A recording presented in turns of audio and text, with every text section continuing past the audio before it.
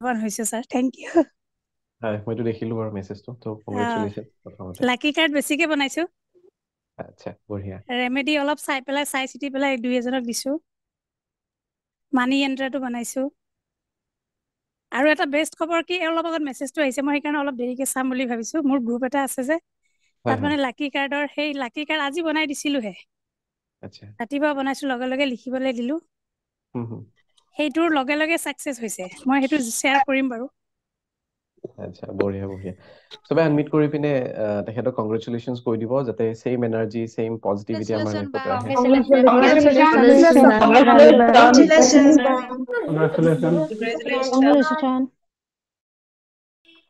হেৰি জোনালী বাইদেউ যদি শ্বেয়াৰ কৰি দিয়ে কিমান এমাউণ্ট আপুনি আজি এচিভ কৰিছিলে 11,688 বঢ়িয়া আৰু আহিব কেইজন মানে দিয়া নাই কৈছে যে হেৰি পইচাটো দি দিম তোমাক মানে টোটেল কাউন্ট কৰিলে 13ৰ ওপৰত যাব তো মোৰ যিখিনি একাউণ্টত ক্ৰেডিট হৈছে এইখিনি কৈছো এতিয়া বৰ্তমান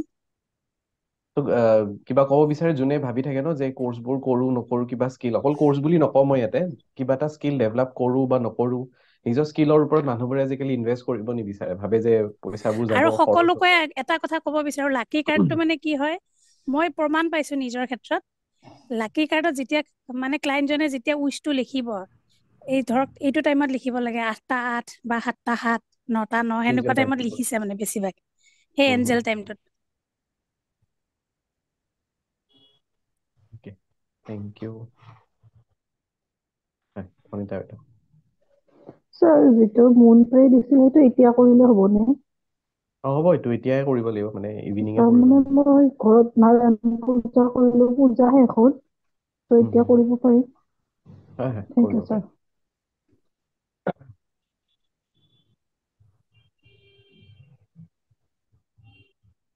মনীষা বাইদেউ হয় স্যাৰ ভালে আছে আপুনি হয় হয় আছো হয় স্যাৰ মই বাহিৰত আহিছিলো আচলতে মই কিবা বজাৰ অলপ কৰিব লগা আছিল যাম এতিয়া মোৰ গাড়ীতে থাকিব লাগিব মানে শুনিয়ে থাকিব পাৰিম আৰু একো নাই উপায় নাইকিয়া হৈ গ'ল মই নাহিলে নহয় মানে বাচ্ছাৰ এক্সাম হৈ আছে আজি অকমান মানে টাইম উলিয়াই পেলাই আহিছো গাড়ীৰ পৰাই ল'ম আৰু যিটো হেৰি কৰে একো নাই একো নাই উপায় নাই সেইটোতো পজিটিভ মানে জইন হয় ছাৰ কৰাটোৱে পজিটিভিটি যিহেতু বহুত হয় 140 এৰাউণ্ড মানুহ চব পজিটিভ মানুহ জমা হৈছে তো সেই 40 হয় হয় 140 এনাৰ্জিটোতো কমচে কম পাব হয় ছাৰ হয় থেংক ইউ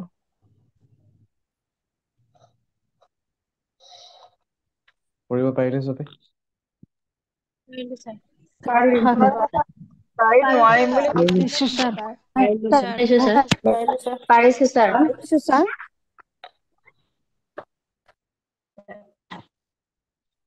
কিছুমান কমন কুৱেশ্যনছ কেতিয়াবা আহে যে মেডিটেশ্যনক লৈ পিনে যে মেডিটেশ্যন বা ফুল মুনৰ ৰিচুৱেলছবোৰ আমি কেতিয়ালৈকে কৰিব পাৰোঁ মুনৰ এনাৰ্জি 3 দিন আগত 3 দিন পিছলৈকে থাকে ঠিক আছে বহুতে কালি কৰিছে মেডিটেশ্যন কালিও ঠিক আছিলে আজিও কাৰেক্ট অহাকালিও যদি কৰে অহাকালিও কাৰেক্ট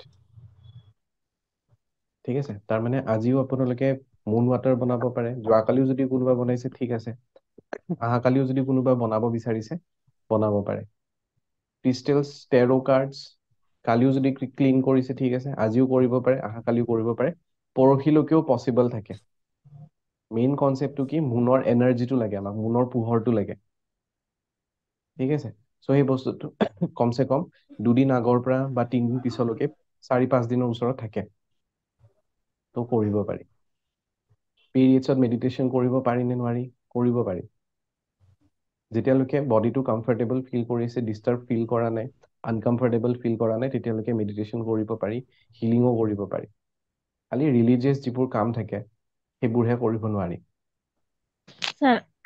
আমি ফুল মুনৰ তলত যে ক্ৰিষ্টেল বিলাক থৈ দিও পুৱা আকৌ টেপৰ পানীত ধুব লাগে নেকি এবাৰ যেতিয়া আমি থৈ দিওঁ বাহিৰত তাৰপিছত আৰু ক্লিনজিং হৈ গ'ল পিউৰিফাই হৈ গ'ল তাৰপিছত আৰু আমি বাৰে বাৰে আৰু পিউৰিফাই নকৰোঁ এবাৰ ধোৱাৰ পিছত মানে মুনৰ আণ্ডাৰত যেতিয়া আমি ধুলোৱে অলৰেডি পোহৰেদি তো এতিয়া টেপৰ পানীত আৰু ধুব নালাগে পিছত আমি 10-15 দিনৰ মূৰত আকৌ কৰিব পাৰোঁ থেংক ইউ ছাৰ তাৰ ফাৰ্ষ্ট কথাটো এনেকে কোনোদিন বহি পোৱা নাছিলো মানে 5 মিনিটো বহিব নোৱাৰো হুম, ফেটছ বেছি কাৰণে বহিবই নোৱাৰো।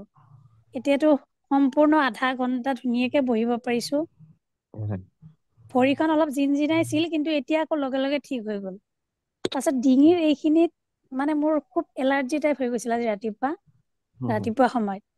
তাৰপিছত এতিয়া একদম সম্পূৰ্ণ সুস্থ যেন লাগিছে, নিজকে যেন বহুত এনাৰ্জি আছে, একদম 100 মিটাৰ পুৰা দৌৰিব পাৰিম তেনেকুৱা ফিল হৈ আছে। বঢ়িয়া। ভাল লাগিছে বহুত, থেংক ইউ ছাৰ। মানসী বাইদেউ।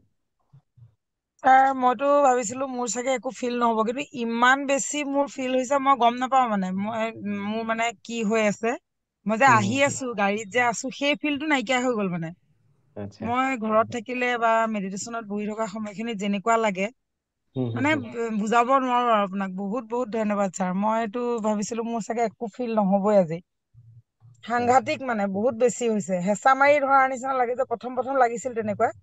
হুম, আৰু হুম, হুম। চল্ডাৰ কেইটা খুব বেছি মানে কিবা মানে কি বুলি কম মানে টানাৰ নিচিনা লাগিছিলে। তাৰপিছত লাহে লাহে গম নাপাওঁ, মই ঘৰ পালোহি, আচ্ছা। এওঁ নামি গ'ল গাড়ীৰ পৰা। তাৰপিছত আপুনি মানে হেৰি কৰিব দিছে, কিমান সময় হ'ল নাজানো, ঘৰৰ ভিতৰত চব সোমালে, মই গাড়ীতে আছো এতিয়াও।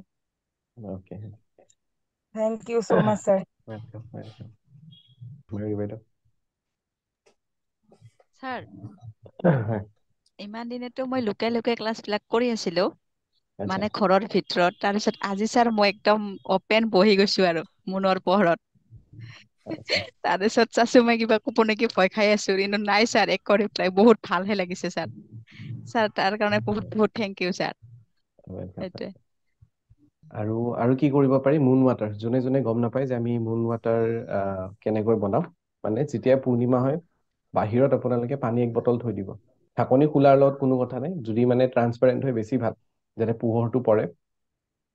3-4 ঘণ্টা ৰাখিব, তাৰপিছত লৈ আহিব আৰু সেইখিনি পানী কিবা বস্তু বনোৱাৰ কাৰণে ইউজ কৰিব পাৰে।